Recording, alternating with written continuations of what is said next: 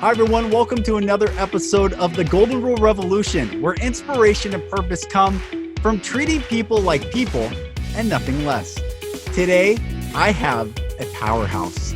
Not just a powerhouse, someone that is going out into the world and healing people, both physically and emotionally. Doc Jen Esquer, or Dr. Jen Esquer, as we call her. And thank you so much for joining the Golden Rule Revolution. How are you? Yeah, I'm good. Glad to be here. So, first of all, like I just said before we started, it's an honor to have you on. And you're just there's a lot of inspiring people, and then there's inspiring people that are emotionally connected to what they're doing and what they're saying. And I think you stand out so clearly as someone that's not just out doing the physical work and helping people, but also the emotional work and helping people. Well, thank you. Yeah, thank you. So tell me, where did you grow up and how did you get into what you're doing now? Well, I grew up in Southern California, not LA. I actually call it like the Midwest of LA because it's very homey. It's very suburban. Awesome. Yeah, so I grew up in the Inland Empire for any IE people out there. Um, and I grew up as a gymnast. Mm, Part of our requirements as I was growing up is that you were to be in a sport. And I tried everything under the sun. Hated soccer, was not great at softball, thought the girls in dance were mean. And so I stuck with gymnastics. awesome. And that was my sport for 9 years. I quit when I was about 16 and just always loved movement. Hmm. It was like I quit, but then it was like, okay, now what? And I started kind of dabbling in the gym with my mom, and I was still coaching gymnastics. And then I stumbled upon Pilates and fell in love with that. And it was just this continual like love for movement and learning about movement and like, why am I taping an ankle for gymnastics? And why am I modifying movement for Pilates? And it was this like hunger to learn why and learn more, which led Hmm. me down kinesiology and ultimately physical therapy. Gymnastics it's not just the physical, but there's a lot of overcoming fear in gymnastics, like trying those stunts for the very first time or any movement. Has that stuck with you? I mean, or how did you overcome the fear of being in gymnastics and trying things out at a young age? You know, there's two different young ages, I think. There's like the young age where it's like no fear at all, and they don't even have never experienced it. Like, and I coached a lot of gymnasts like that where it was just they had no fear and they were just like, well, let's try it and let's do it. And then I feel like I got into gymnastics later. I was like 8 or 9 when I really started competing. And so I kind of had that fear still. Yeah. And it was actually going through undergrad and like learning sports psychology that I was like, oh gosh, dang, like if I would have had this back when I was like 13, 14, 15, 16, I feel like a lot of things would have been different for me in terms of being able to handle that fear. And that comes along with a lot of gymnastics moves. I mean, your coaches are the best thing to coach you through a lot of that, but it was definitely very apparent. But the lessons I definitely took on from gymnastics was hard work, and not hard work when someone's watching, like the hard work you're doing behind the scenes, Mm, because your coach isn't there counting every rep. He's not there, making sure you're doing all the conditioning. You're having to have integrity with that. I did 3 sets of 10 and mm, now I'm moving on. And you can kind of see the gymnasts who would cheat through conditioning, and sometimes they got lucky in competition, but a lot of times it played out the way, like if you cheated practice, you probably cheated your way into everything else and it shows mm, up. mm. And so I think I kind of learned a lot of integrity in gymnastics, a lot of hard work, commitment, not knowing what the outcome would be and just working hard anyways. And Yeah. like 100% consistency and dedication, because that's what it is time and time again. It's just showing up, being consistent, and seeing how that pays off. Was sports something that you were naturally drawn to growing up, or was that something that your parents wanted you to try and you ended up just landing in gymnastics? Like, how did you get down to the sports path? We were required to be in a sport growing up, and Okay. so that's why I did try a lot of different ones. Okay. But also, I like just had a naturally very active family, which I'm very fortunate for. We had a boat growing up, so we would go wakeboarding during the summer, and then we'd take trips to the mountains during the winter and go snowboarding and skiing. So I naturally just grew up around a very active family, and it was a lifestyle. It wasn't a have to, it was a get to. Hmm. And especially for like once I found my sport, and like same with my brothers and sisters, it's like you found love. I found love with gymnastics. So it Hmm. was also, they were able to then dangle it in front of my face and say, well, this is going to be taken away if your grades don't maintain. And then I'm like, oh my God. So now, then I learned how to work really hard in school so that I could still be a gymnast. And it's just Hmm. like all these lessons kind of playing together that really have formed me into the life that I have in terms of hard work and taking chances and being committed and being consistent without even realizing it. Like I didn't intend to grow social media. I didn't intend to be an entrepreneur. That's Hmm. happened just because of these lessons that have just kind of been ingrained in me. Hmm. Beautiful. Did you grow up in an entrepreneurial family or a family that was no? So it's just here you are rocking it, and you're a trailblazer. Yeah, I mean, my family, I definitely learned hard work and commitment, and that was modeled to me for sure. But I was also, when I decided to quit my job and was going to just treat clients on my own, my mom's like, oh, what about the 401k? And what about, I mean, the fear aspect of not having that security every paycheck time after time, when really, does anyone have security nowadays? I mean, you can get dropped out of any job. Things ebb and shift with the economy and society and how we're even marketing these days and doing everything. So in reality, there's not that much security, even if Right. you do have a 9 to 5 job. That's right. That's right. So you really became clear with yourself on the integrity, and it was you with you, and you knew what you were putting in gymnastics for the performing or when it was time to compete. How did then that translate into your education and going down to getting your doctorate?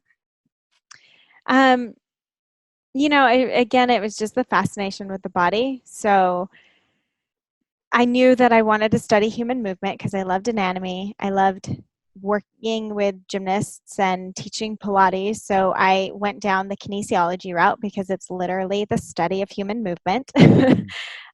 And from there, I didn't necessarily know I wanted to be a physical therapist. So I started interning in different places and kind of seeing what I would like, which is what I tell a lot of people who are like, I think I want to be a physical therapist. And I'm like, cool, go out and be an aide. See if you Mm. like it. Ask Right. questions. Like, be in the environment that you think you want to be in for the next 20 to 30 years and see if you like it. And I think that's so important. So I was an aide for about 3.5 years before I got into physical therapy school. And I loved watching how a physical therapist would watch movement or feel movement. And I'm always like, what are they feeling? And what are they Mm. watching? And it was just like so exciting to me. So I committed that I was going to be a physical therapist. And by now the laws have changed and you have to get your doctorate, and it's a lot of money and loans and everything. But I also just knew like, well, this is what I want to do. No matter how much Mm. money it is, like loans, it comes with it. I'll pay it off, whatever. Yeah. It wasn't anything I let hold me back due to I think we let ourselves get held back due to the weight of thinking of all these negative things, where it's really like, well, that's just part of the process. Hmm. Going through school, getting my doctorate, it's part of the process if I want to be a physical therapist. So that's just what I'm going to do. And luckily I got in, my first time around, where I've had friends who applied 2 to 3 times. And I also say, that's okay. Again, if you're committed, you're going to get in when you get in. Right. And you just keep, okay, reevaluate. What classes do I need to retake? Do I need to retake the GRE or whatever it may be? And so I'm fortunate I got in.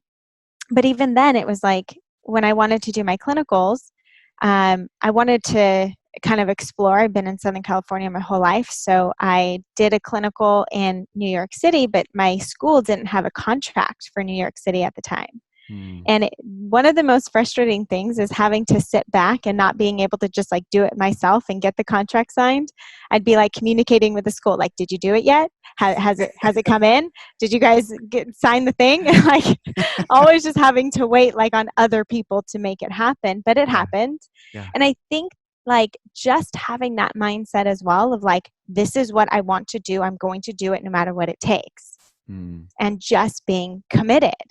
And I have to say, like, I got a lot of that through gymnastics is like, if this is a skill you want to get, you will get it. You just have to be committed and consistent and show up time and time again. And Mm. so there's so many lessons that I feel like have really been integrated into my life, not only from a movement standpoint, but really from just like a life lesson standpoint from what I took away from gymnastics. That's beautiful. Was there a point when you were doing your observing of those 3 years where you saw someone change, not just physically and heal physically, but emotionally tied to their change as well? Was there anything that the light bulb went off and like, okay, this is more than just moving the body? You know, I think especially then for me, it was a lot about moving the body. Mm. What I saw is like, okay, environments I didn't want to work in. Like I knew where I was an aide, it was so high turnover rate. Like it was patient after patient after patient for the therapists. And it was fun for me as an aide because I got to do all the exercise. I got to do a lot of treatments. I got to write in charts, things that probably aren't allowed. But I got to do a lot as an aide because it was such high turnover. But I knew that is not the environment I want to work on as a therapist because they didn't have that much one-on-one time. They didn't have as much time to really get to know a person. And it was once I started working with people that I realized you have to get to know people. You have to know their stories. You have to lead with compassion and get them to feel safe in the environment with you as well, to feel like there is even a chance of healing. There's a chance of overcoming this injury and pain. If they don't feel that from you as a therapist, they're probably not going to get better. So it was a lot of like learning, I would say, after physical therapy school. And what I saw in physical therapy school were, clients with cerebral palsy, where this one guy, I'll never forget him. He's amazing. And he lived in a wheelchair and he lived completely on his own. He was like 35. And watching him get down from his wheelchair and put on his shoes and his shirt, it took like 20 minutes. And you want to help him so bad. You're like, oh, I can just do it for you. But he's like, no, like, this is me. I got it. Wow. And he did it all on his own. And then he pulls himself back into his wheelchair. He can't talk because the motor function around his mouth doesn't work very well. He's very intelligent. So he has learned how to like use the phone, get transportation as needed, and do everything around his house on his own. And when he got too big to pull himself back into his wheelchair and he started gaining weight, he started swimming so that he could lose weight. So like, here's this guy where we would typically put limitations. Like he's got to live with someone, can't live on his own. And we immediately put these limitations on other people based on external things that we see. When really he's like, no, this is what I have. Great. Let me take what I have and actually use it to its full capacity. Where what I saw even as an aide is like someone who's like, well, I get knee pain after I run for 5 miles. And I'm like, yeah, but look at all the other things that you can do. Like, this is nothing. So it's taking back appreciation for what we're capable of doing, no matter what diseases, like external things or aesthetically anything looks like. But it's really taking back appreciation before the injury happens, before the pain happens, and being able to be compassionate and utilize everything that you have right now so that you can grow and learn other things and do and move in other ways and whatever it may be. You have become, you said it's the coaches in gymnastics for those young gymnasts to help them get those exercises or stunts or whatever they are, and now you're doing that for people. So what Mhm. was once done for you in those earlier years, now you're helping people in life. That's a pretty cool full circle. Yeah, I guess so. um, so let's talk about what are you doing right now as far as your business? Because we will put your show, or in the show notes, we'll put your website and all these things, Mhm. but really you are growing your presence, and it's all about healing the body, right? And moving and getting back to, I mean, explain what your business is right now. Yeah, I mean, it's kind of grown naturally, and I've just led in through how can I help people more? Hmm. How can I provide more value? As social media continued to grow, I started to educate once I became a doctor of physical therapy, and that was awesome. But then it was like, okay, how can I help people more than a 1 minute video that they Yeah. may or may not see because algorithms are all over the place? Right. So that's when I decided to create online programs. And I created one called the Mobility Method, which was my first program I ever put out. And it was something that was really I'm so passionate about because it's the way that I believe. Hmm. And I couldn't put out, this 12 steps to increasing mobility or the back pain program or, anything like that because I don't believe that our body works as like one thing for one person. Hmm. I think it's unique based on every single different individual, and it should be treated that way. Yeah. We have different life experiences. We might stand on the right leg more than the left leg. We might do different hobbies and activities. Someone might have a desk job while someone's more physical. So injuries and pain incidences will come about in different ways. And Hmm. so treating everyone as if they're the same person, that's crazy. Or Hmm. treating every injury as if it's the same, it's insane. Hmm. And and to get people to realize that is a little challenging sometimes, but it's my goal, it's my mission. And so within the mobility method, you're able to self-assess yourself and determine your own plan based on all the restrictions and everything that's needed within your body. All the tools are there. You just get to create what is needed for your own individual body. And it's there because I want people to be able to take it into their own hands Hmm. and understand that no one else fixes you. There's no massage technique that's going to fix you. It can temporarily make things feel better. There's no drill or tool or electrical stimulation or anything that fixes you. You fix you. Everything else can cover symptoms. And honestly, I'm not going to like put any of that down. Decreasing the rate of symptoms and getting your body out of inflammation, highly important. So all of those things have their place. But in the long run, if we want to address what's actually happening and make sure that this problem doesn't come back, we have to find out why that's happening in the first place. And where you're feeling the pain is not necessarily the problem. Hmm. And why is that, or how does that work? And I guess most people, I mean, I would assume, Mhm. oh, my neck hurts because there's something wrong with my neck. And Right. why? Break that down for me, because that's fascinating. Yeah. Well, we can look at a very basic kind of joint by joint assessment where we can look at what's happening, where one place needs a little bit more mobility, one place needs a little bit more stability. Now, don't get me wrong, throughout the entire body, we want mobility and stability. We want both the ability to move and the ability to be strong. But if Mm. we look at a very basic, just joint by joint motion, it goes the neck should be more stable, upper back and shoulders should be more mobile, low back should be more stable, hips more mobile, knees stable, ankles mobile, feet stable, big toe mobile. So when we break it down like this, we see the areas that people mostly complain of pain are actually the areas that are more labeled as stable: the neck, the low back, the knees, and the feet.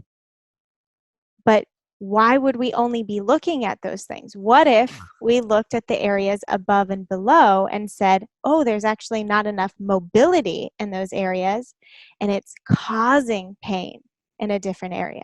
Hmm. I mean, this is only one example. There's so many other things that could be causing pain, but Yeah. that's why if you just look at the low back, we're missing what's happening above. Is there not enough mobility in the upper back? Or below, is there not enough mobility in the low back? In the hips. Hmm. And we can even go further down. Is there not enough mobility in the ankles? Is there not enough mobility in the big toe? Because all of that plays a role. And your whole body works as one. We're all connected. Hmm. That's cool. I mean, hey, that's really cool. So as you're working with people and you're helping them become strong and mobile, I also know that you are a coach with emotional intelligence training and on that side. And how does your approach to just an individual work with bringing body in and I don't know, you call it soul or whatever, however you approach a person, how does the whole package work together?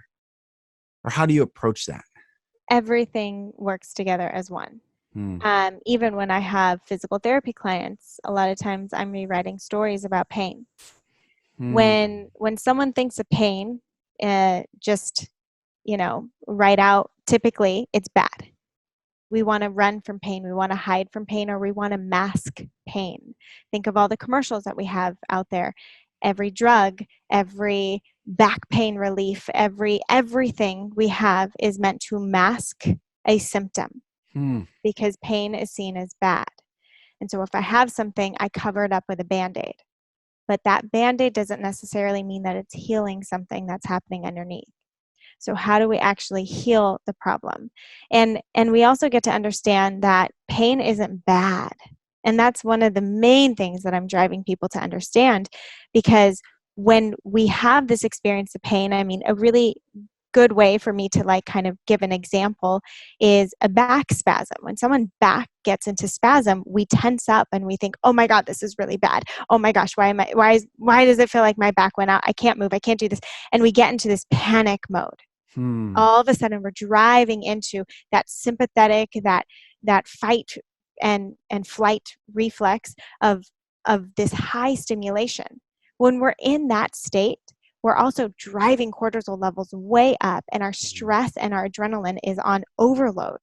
We're not going to be able to move well, let alone our body goes on guard. It says, oh no, something's happening. It's the same thing if someone scares you and you take a big gasp in and everything gets tense, right? And it's that same feeling of oh my God, my body needs to go into protective mode. So now not only are you having spasm, but now you're telling your body this is bad and it needs to protect it even more. So the spasms are going to be even worse. And so instead, what if we thought of pain as a good thing? Because it is. If we don't have an experience of pain, if we don't have that signal in our body, way worse things are going to happen down the line. I can guarantee you that. Yeah. We need to feel what's happening. We need to listen and allow our body to tell us when something is happening. And it's just an alarm system. And that's, again, why it's not necessarily the problem. It's just an alarm to say, hey, something's happening in my body. It might not be this exact area, but something is not moving well around the area that's causing this to flare up. And so being able to then come from the perspective of, oh, my body's just talking to me. This isn't bad. Let me take a step back. Let me have compassion for my pain and say, okay, I hear you. I see you. And now where do I get to go? So it's really starting with that compassion in order to then say, okay, now let me increase my awareness, all of my body all around. Where am I neglecting? Where am I not moving into? What am I not moving and experiencing enough that I can tap into where this pain is actually coming from? And for some people, it is emotional. It is stress. Yeah. And when I get people to just get back into that parasympathetic, rest and relax, and cortisol levels come away, because when cortisol levels are also really high, we're increasing the sensitivity into our nervous system. We're increasing our sensitivity into our nerves. So if our nerves are heightened, they're going to experience pain on a higher level. But if we can turn that signal down and we can tap you into parasympathetic rest, relax, and tap you just into breathing, I've had patients cry on the table because all of a sudden they're like, my pain is gone. What just happened? And I'm like, you were breathing. That's it. We got you to just tap back into yourself. Wow. And make that okay.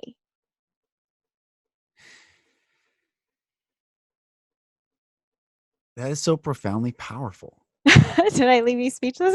Yes. I mean, that pain is good. Fear keeps us from being healed in so many ways, physically, emotionally. That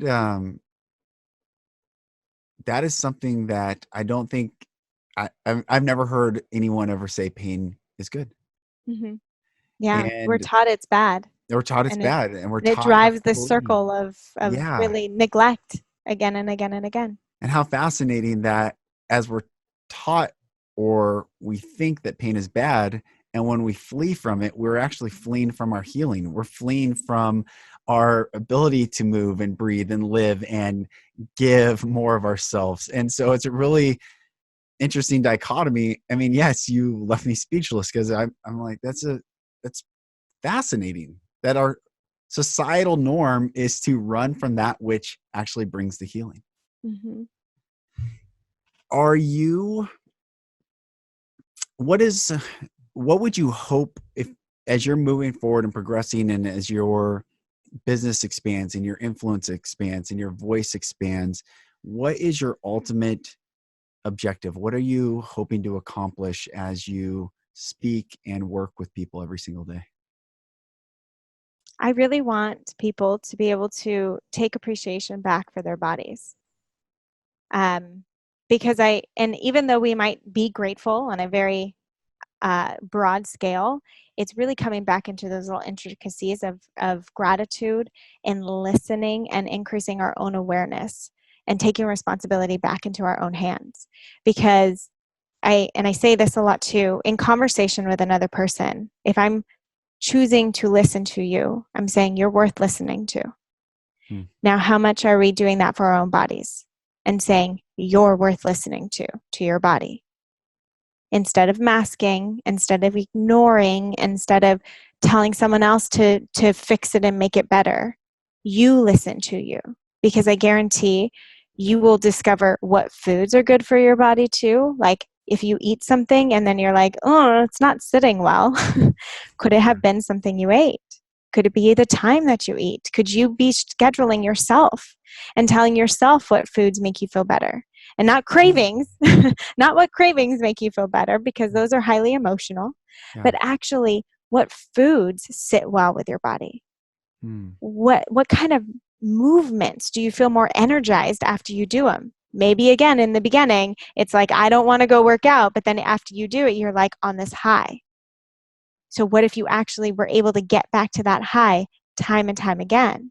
And it's really, when we start to listen to ourselves, there's so much magic that can happen because we are our own healers. We know within our bodies our truth, our intuition, and what we need.